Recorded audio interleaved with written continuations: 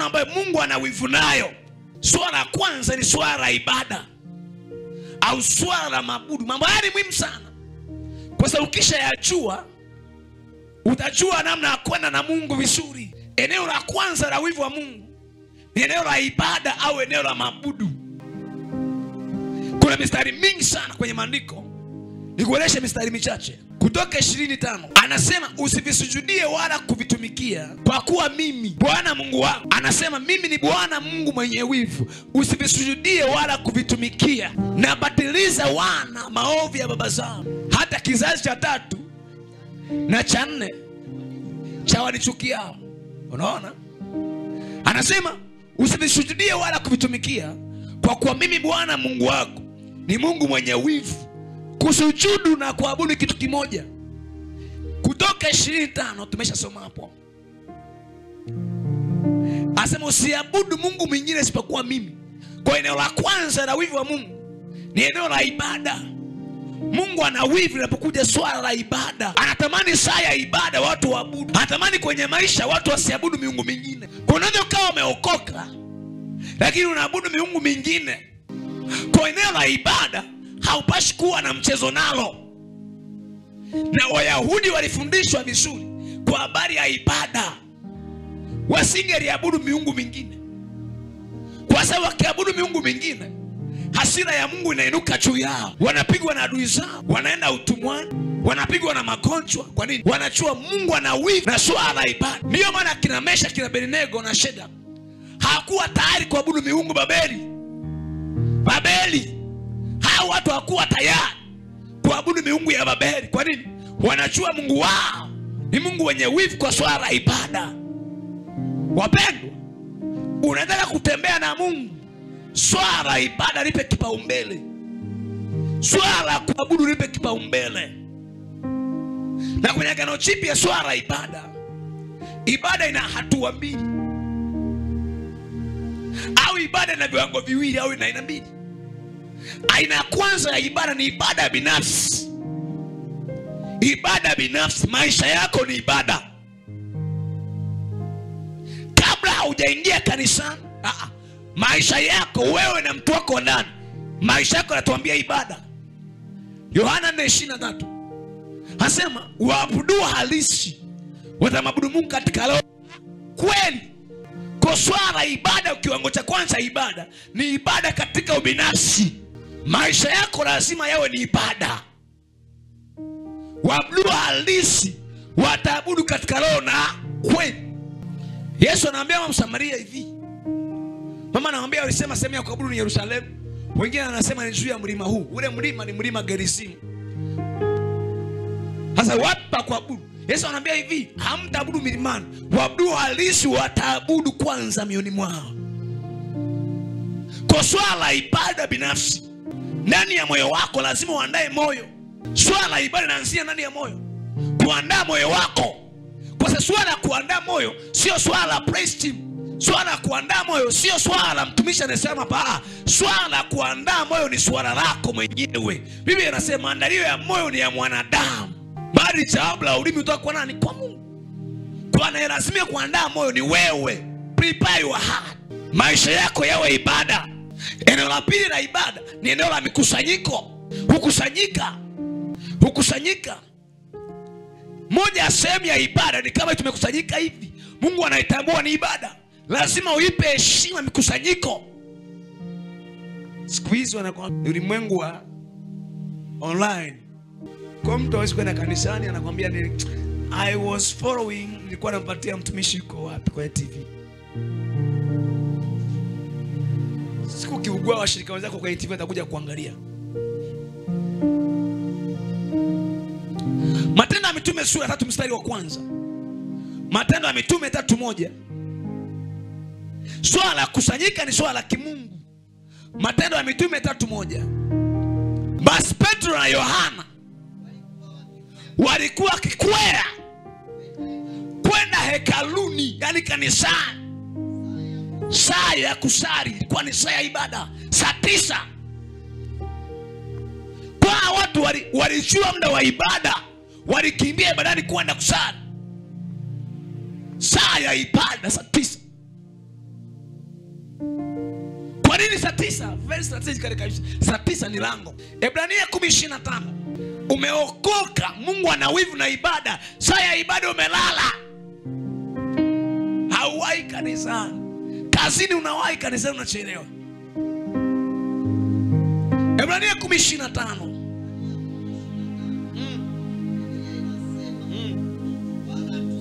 Wala tusiache kusanyika pamoja kama ilivyo desturi ya wengine, bali tuonyane na kuzidi kufanya hivyo kwa kadiri mnavyoona siku ile kwamba inasema hivi, tusiache kukusanyika kama ilivyo desturi. Neno desturi pale halimaanishi mazoea, linamaanisha tabia.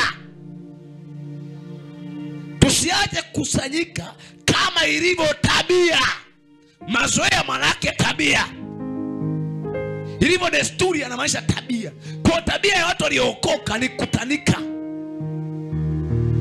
Kuna nguvu kwenye ushirika. Matendo ya Mitume sura ya 2 mstari wa 41 na 42.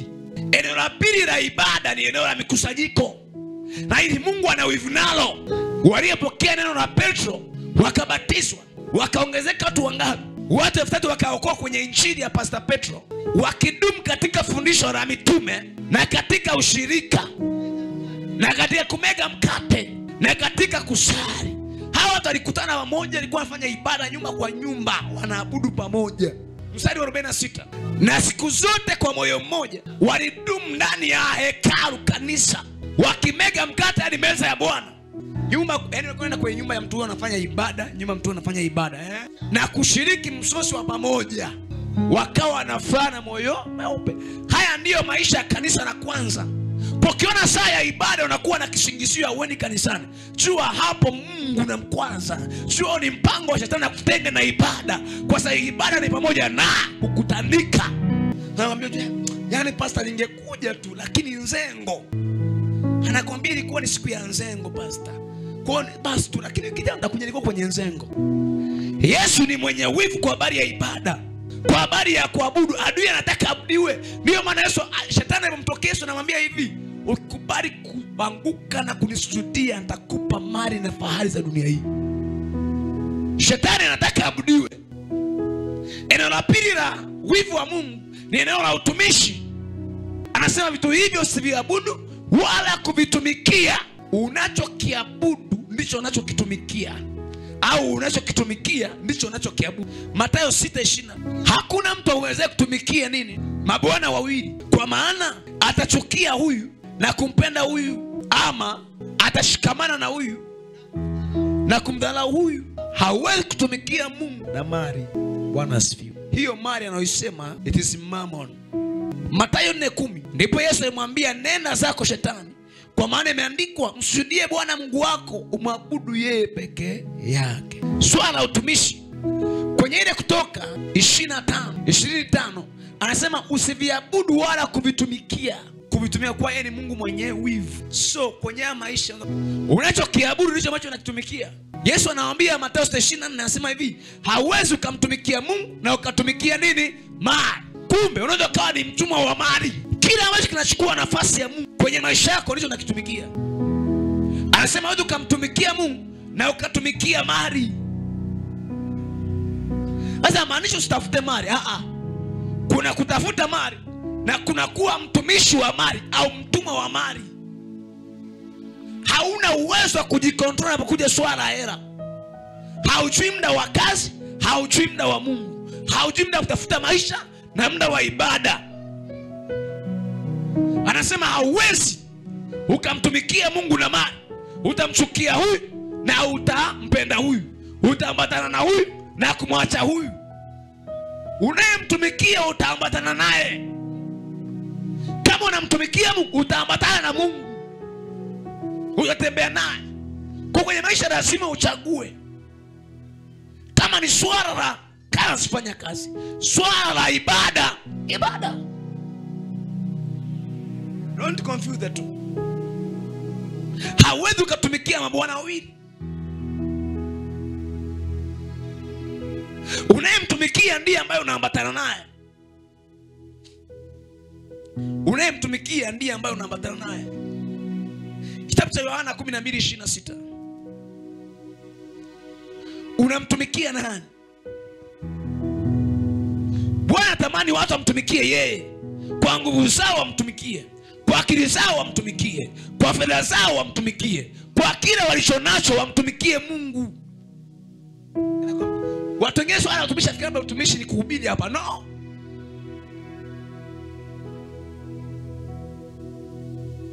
Hivyo ulivyo, unaweza kuwa mtumishi wa Mungu. Unaweza kufanya kazi yoyote kwa ajili ya utukufu wa nani? Wa Mungu. Soma hiyo anayo. Mtu akinitumikia na anifuate, hiyo ni condition ya utumishi wa Mungu. Akinitumikia na anifuate, mimi ndipo na mtumishi wangu atakapokuwapo. Tena mtu akinitumikia, Baba atamheshimu. Ziko aina nyingi za utumishi. Fanya utumishi kwenye nyumba ya Mungu. Fanya utumishi kwenye ufalme wa Mungu. Fanya utumishi kwa kadri ya vile unavyoweza. Kwa nguvu mtumikie Mungu. Kwa akili yako tumika, lakini make sure unafanya kazi ya Mungu isonge mbele. Haleluya. Kwa fedha tumika, kwa nguvu tumika, kwa muda tumika, kwa akili tumika, kwa kila namna. Make sure unatumika, maana mbinguni hautaenda kusema nilikuwa nimeuka. No. Where is your service? Utumishi wako uko wapi mbele za Mungu? Utumishi ukisema unapewa taji. Tumika, wakati ni sasa.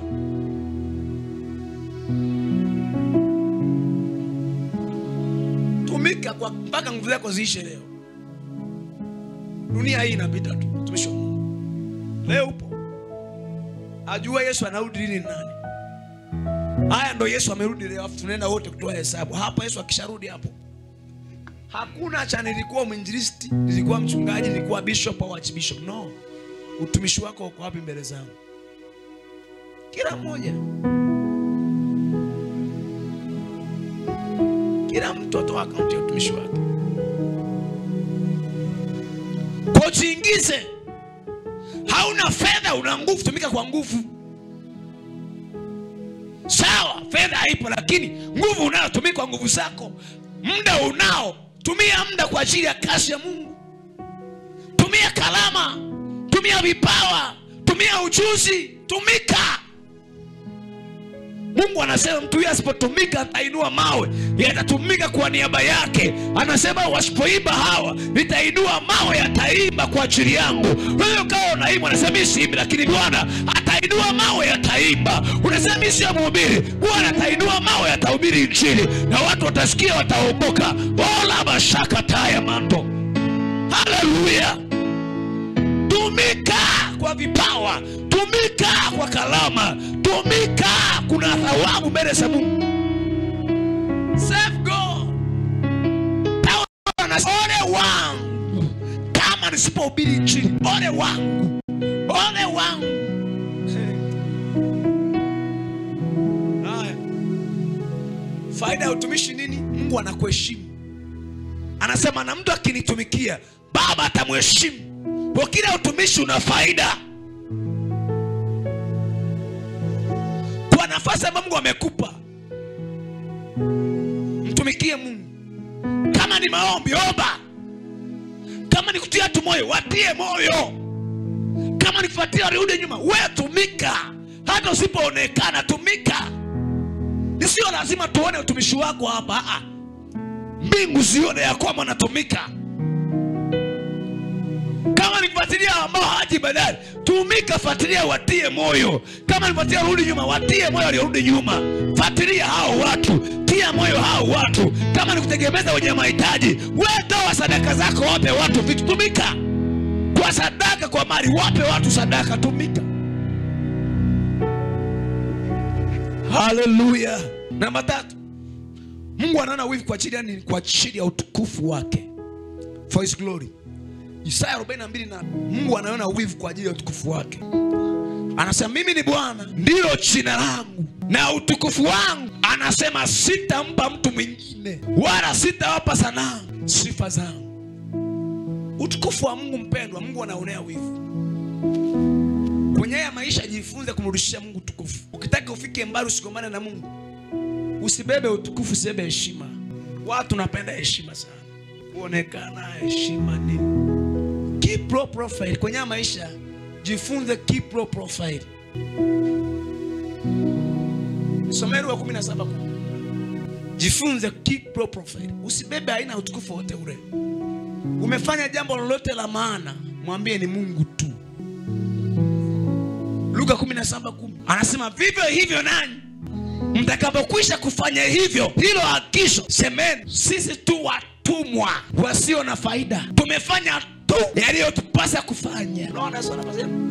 Naambia hivi, mkishafanya hayo, mkirudi msema hivi, sisi tu watumwa wasio na faida, tumefanya tu tuliyopaswa kuyafanya. Kwa mwenye sifa ni Yesu, mwenye utukufu ni Yesu. Jifunze kumpa Yesu sifa. Oh, umeimba na naambia uko vizuri. Sema siku hizo ubiri wana kila aina ya majina. Kila aina ya majina. Ya maisha learn to keep low profile. Jifunze, unasikia? Yaani jifunze kukaa chini kusudi Mungu akuinue. Kuna tofauti kati ya kuinuliwa na kuruka. Mtu anayeruka anarudi chini.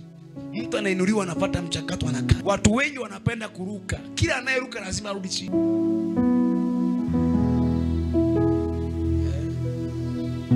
Anasema kisha kuyafanya hayo, semeni sisi ni watendakazi wasio na, kwa sababu tunafanya yale ambayo tulibidi tuya. Hii itakusaidia kuwa na moyo unyenyekevu mbele za Mungu na kutokuwa na kiburi mbele za Mungu na majivuno. Anaambia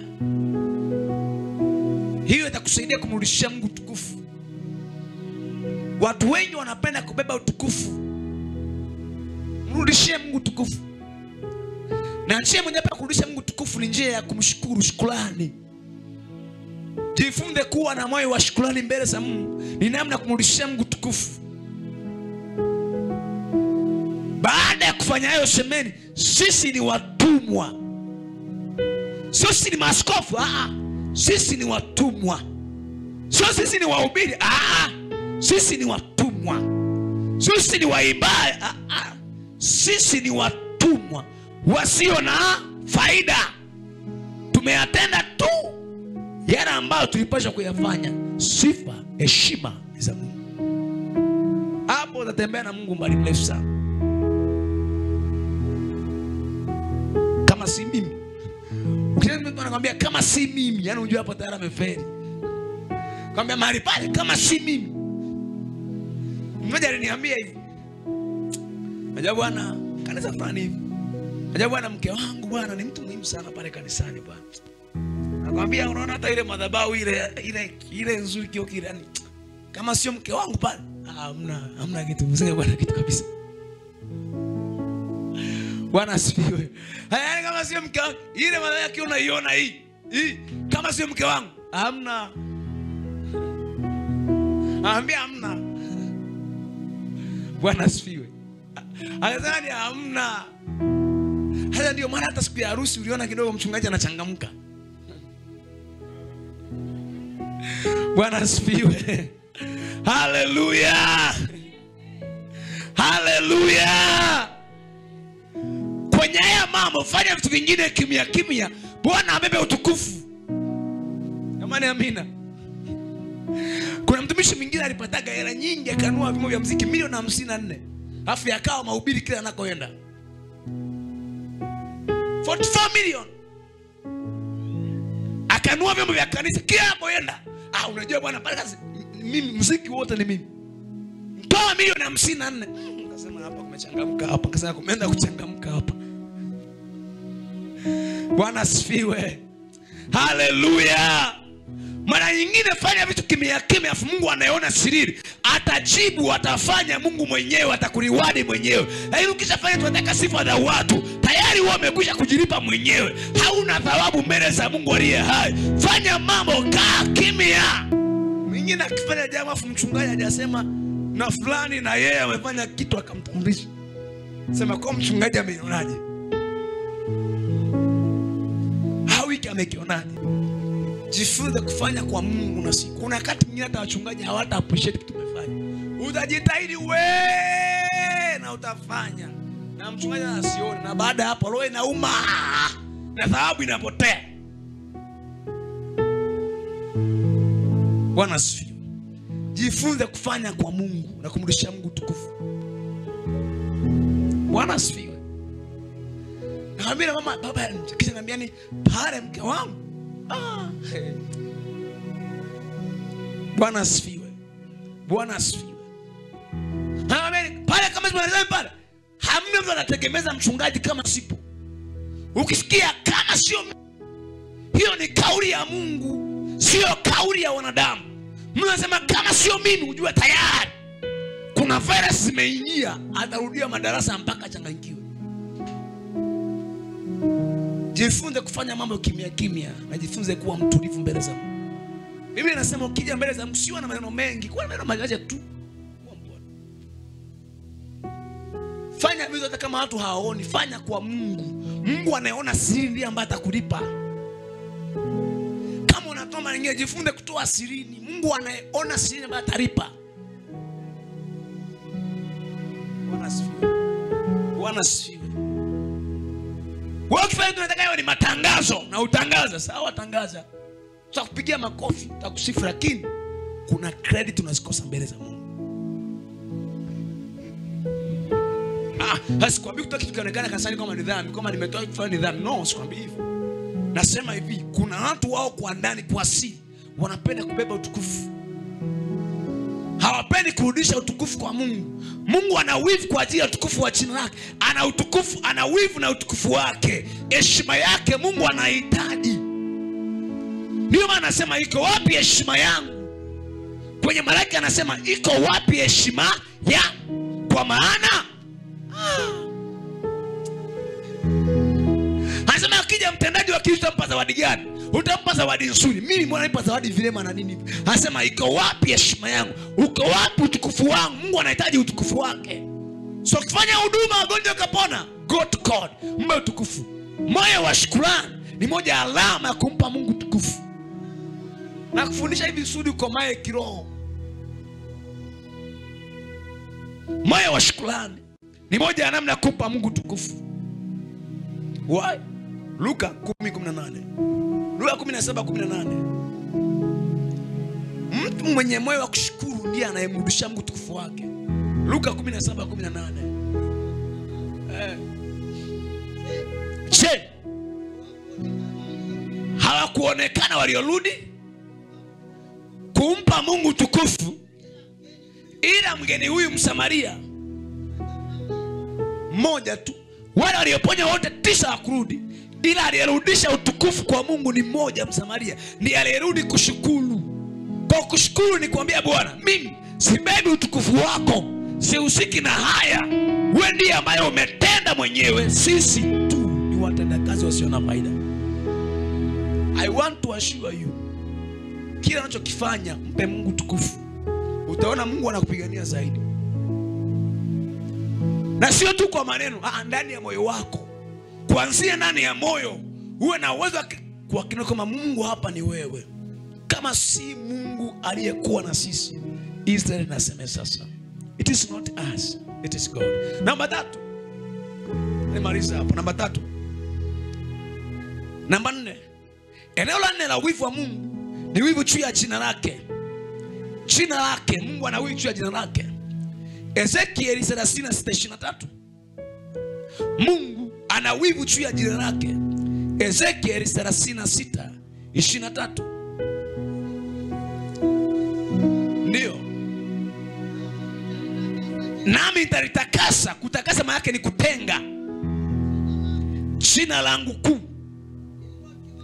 ililotiwa unajisi katika mataifa, mliotia unajisi kati yao, nao mataifa watajua ya kuwa mimi ndimi Bwana, asema Bwana Mungu. Hata ukishia hapo Ezekiel Kutoka 27. Kutoka 27.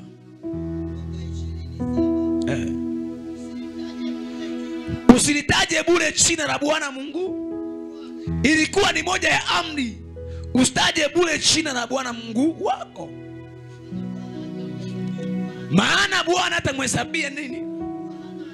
Kuwa na hatia mtu anayetaja bure jina la Bwana. Hata kuhesabia kuwa huna hatia, kwa sababu Mungu anaona wivu juu ya jina lake. Ezekiel 39:25. Jina la Mungu.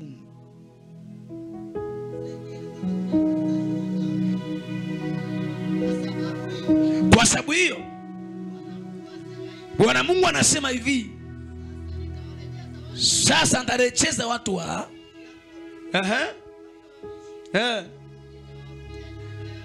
nitawahurumia nyumba yote ya Israeli, nami nitalionea wivu jina langu takatifu. Anasema nitalionea wivu jina langu. Yeye anawaambia usilitaje bure jina la Bwana. Lazima mtu aliyeokoka alionee wivu jina la Bwana, asifanyike sababu ya jina la Mungu kutukanwa. Zaburi 119:9 anasema nami nalionea wivu jina langu takatifu. Wewe umeokoka, lionea wivu jina la Yesu, usiwe sababu ya jina lake kutukanwa. Zaburi 119:9. Ndio. Amna. Sasa 119:9. Hasa jina lake ni takatifu na la kutisha. Jina lake ni takatifu na la kutisha. Kwa Mungu alionea wivu jina lake wivu. Kwenye Israeli jina la Bwana lilikuwa litamki ovu. Yahweh. Ndio tunaimba you are Yahweh. You are Yahweh. Tunaimba kwenye Israeli hilo jina lilikuwa litajwi. Why? Yani ili ataje jina la Mungu, anataja zile herufi Y, H, W, H. Ila wewe akasema Yahweh ni jina takatifu mno na Mungu analionea wivu mno. Kwa lilikuwa litajwi. Wangetaka kutaja jina la Mungu wanataja herufi za jina, au wanataja jina jingine Adonai, El Shaddai. Lakini leo tutamka Yahweh. Myahudi ataji, alikuwa ataji. Makuhani tu wangetamka hilo jina wakati wa upatanisho tu. Why? It is the most sacred name of God. Ni jina takatifu la kutisha, limetengwa, halitajwi. Sawa sawa na Kutoka 27, usilitaje bure jina la Bwana, maana yeye atamhesabia kwa mtu ana hatia ataje jina bure jina lake. Why? Analionea wivu. Kwa walikuwa hawalitaji jina la Yahweh. Leo tu ndo tunalitaja, lakini Myahudi Yahweh alikuwa taji. Limetakaswa, ni takatifu la kutisha. Sema amina. Sema amina. Namba 5. Namba 5. Mungu anaonea wivu cha 5. Anaonea wivu. Anaonea wivu, nisema anaonea wivu mji wake wa Yerusalemu. Jerusalem. Mungu anaona wivu juu ya Yerusalemu. Namba 5, Mungu anaona wivu kwa ajili ya Yerusalemu. Anaona wivu kwa ajili ya Yerusalemu. Anaona wivu kwa ajili ya Sayuni. Kile kitabu cha Zakaria 1:14. Mungu anaona wivu kwa ajili ya mji wake mtakatifu Yerusalemu. Mpaka sasa hivi Mungu anaona wivu kwa ajili ya Yerusalemu. Tukiwaambia tuombea Israeli, ombea Yerusalemu, mbona watu wanatusumbua na kuombea mambo ya Israeli? Mbona tuombee Rwanda na Kongo na Burundi, tunaombea Israeli kwa nini? Haujui Mungu anasema hivi. Alimwambia Ibrahimu, anayekubariki nitambariki, anayekulaani nitafanyaje? Israeli ni nchi ya agano. Yerusalemu, nisomee Zakaria hiyo 1:14. Ndiyo. Basi yule malaika aliyesema nami akaniambia, haya, piga akapiga kelele na kusema, Bwana majeshi asema hivi, naona wivu kwa ajili ya Yerusalemu na kwa ajili ya Sayuni. Naona wivu mkuu sana kwa ajili ya Sayuni na kwa ajili ya Yerusalemu. Kwa Mungu anaonea wivu mtu wake mtakatifu Yerusalemu. Anaona wivu kwa ajili ya mji mtakatifu Yerusalemu. Kuna tofauti kati ya Yerusalemu na Sayuni. I will explain the other day. Kuna mahali vina maana sawa, lakini kuna mahali vina tofauti. Zaburi 122:6 mpaka 7 nikuoneshe. Zaburi 122:6 mpaka 7. Mungu anaona wivu kwa ajili ya mji mtakatifu wa Yerusalemu. Anasema, utakieni Yerusalemu amani na wafanikiwe wakupendao, na amani ikae ndani ya kuta zako, na kufanikiwa ndani ya machumba yako. Rudia mstari wa 6. Tukisema ombea Yerusalemu hauelewi. Anasema utakieni Yerusalemu amani. Maana yake iombea amani Yerusalemu. Mpaka hiyo tunasema Yerusalemu ni mji ambao haujawahi settle. Subiri kidogo. In fact Yerusalemu sasa hivi tunavyozungumza hivi, Yerusalemu imegawanyika mara mbili. Nusu Israeli, nusu Palestina. Nusu hekalu alipo, nusu msikiti. Kwa Yerusalemu ni uwanja wa vita. Na hivi vita itaendelea. Why? Tunataka tujenge hekalu la tatu kama alama ya mwisho wa Yesu kurudi. Hekalu la tatu kama alama ya kati za mwisho. Kwa nasema utakieni amani Yerusalemu.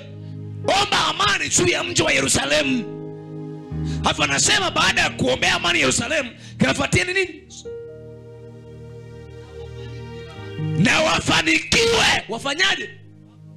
Wakupendao. Anasema na wafanikiwa wanaopenda Yerusalemu. Maana yake anaichukia Yerusalemu hawatafanikiwa. Na wafanikiwa wakupendao Yerusalemu. Sema amina.